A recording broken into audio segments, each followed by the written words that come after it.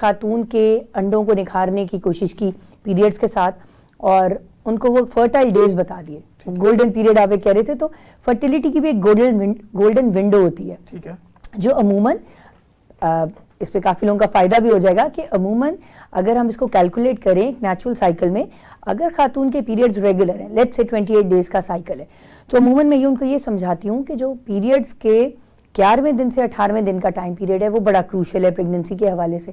तो जो जोड़े चाह रहे हैं प्रेगनेंसी करना, वो कोशिश करें कि ड्यूरिंग दिस वीक जितना इंटरकोर्स कर सकें, डेली कर सकें डेली कर लें, एक दिन छोड़ के कर लें, ठीक है। सो एक तो ये टिप हो गई। अब आते हैं आगे बढ़ते हैं। तो जो जोड़े इस टिप के बावजूद, दवाइयों के बावजूद कंसीव नहीं कर पाते, यूजुअली फिर नेक्स्ट स्टेप होता है आईयूआई का।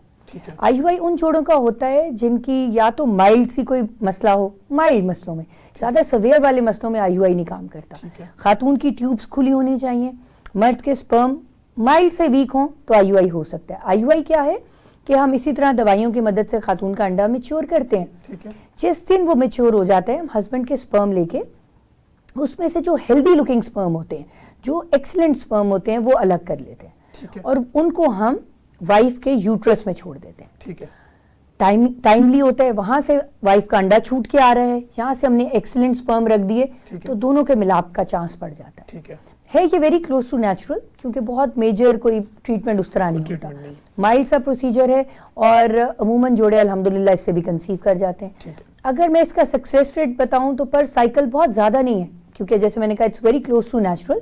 सो पर साइकिल इसका हम कोट करते हैं कि 15 to 20% सक्सेस रेट होता है। लेकिन ये भी बहुत है माशाल्लाह, जिन जोड़ों में माइल्ड सा मसला होता है वो कंसीव कर जाते हैं इससे। ठीक है, इसके बाद डॉक्टर साहब ज़रा ज़्यादा क्रिटिकल वाला और ज़्यादा क्रूशल मरहला आ जाता है कि वो जोड़े जो इससे भी नहीं कंसीव कर रहे।